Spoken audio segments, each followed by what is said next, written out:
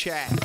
One of the most legendary stories that surrounds the life of Chris Shaw involves things at Green Street almost going horribly wrong for you one night when you're recording Fear of a Black Planet with PE. Right. And you leave the studio on a dark New York night, and I'll ask you to pick it up from there. Oh, well, actually, no, we finished Fear of a Black Planet. It was actually an amazing year that year for Green Street and staff and Public Enemy, because the Village Voice, I don't know if you guys know about the Village Voice, it's just a newspaper in New York City, it's a free paper, but it's got an amazing music review section, you know, guys like Robert Christgau and everything write for them. And there was one year where they had like, they call it the Paz and Jop poll, which is like a play on words. Instead of jazz and pop, they say Paz and Jop. And they had on the front cover of that issue, they had the four album covers of the top 4 records, and 3 of them were Green Street records. It was Fear of a Black Planet, America's Most Wanted, and Daydream Nation by Sonic Youth. So it was a real busy time at the studio. It was a very heady, very creative time. And we had just finished mastering Fear of a Black Planet, and the very next day we were going to get started on America's Most Wanted with Ice Cube. Ice Cube just flown in. And actually Cube came to the mastering session.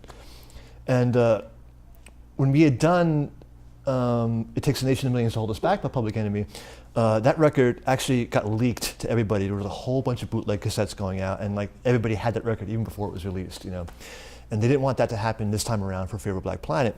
And they didn't even want a copy of the record, you know, at the studio at all, right? So we mastered the record. They made 2 DATs of it, and the guys in Public Enemy kept one, and then they gave me the other one. And they were like, we don't want to keep this at the studio because we were afraid that like the assistants are going to make copies. We don't want you know anyone to leak it out. You know, we trust you. We want you to take this DAT home, and if we ever need to run cassettes or if we need more copies of it, then bring it to the studio, make the cassettes, take the DAT back home, and we're going to trust you to hold on to this DAT. I'm like, sure, no problem. Put the DAT in my pocket, and I go walking home. And as luck would have it, I'm 2 blocks away from the studio, and then 2 guys come up behind me, and one guy puts a gun to my head and says, "Give us everything you have now." And they throw me into, they literally threw me into a dark doorway, and the guy put a gun to my head. And he's like, "Everything you've got now." And I was like, "Oh, okay, no problem." So I reach into my pocket, I give him my wallet.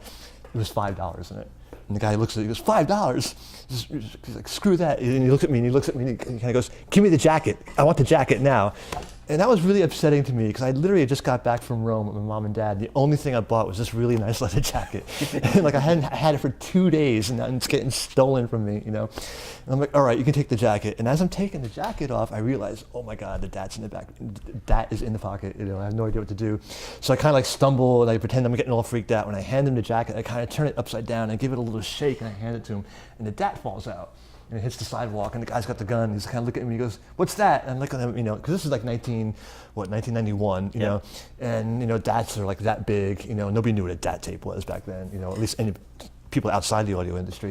And he kind of looks at it. He goes, "What's that?" I'm like, "It's an answering machine tape. Do you want that too?" And the guy's like, "No, screw it," and he runs, and I pick up the DAT, and I go running back to the studio, and I was just so freaked out by the fact that I had just gotten mugged. I'd never gotten mugged before, and I was all freaked out because I had a gun to my head. And I just like was standing there in the hallway, like all this nervous energy. I just started punching the mic locker, you know, and I was putting dents in it.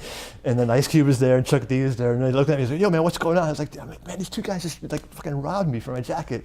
And then Chuck looked at me and goes, "Wait a second, like, was it?" Like he saw me, he was like turning like ashen. He was like, "Oh my God, the DAT, you know, you got the DAT too." And I was like, "No, here's it is, like I got it, you know." And so I basically saved the record, you know, I risked like life and limb for that. And then it was really funny after that. As soon as I did that, Ice Cube was like, "Well, which way did they run? Let's go get him." I was like, you know, he was reaching into his pocket, pretending he had a gun. "Come on, let's go get those guys." Like, no, you don't want to do that. You're gonna get shot if you try to do that. You know, so it was really funny. Then the next day we started the Ice Cube record, which was another big seminal record in hip hop. But yeah, it was funny. So like, I kind of got this rep for having saved the record. Yeah. You know? But that's that story.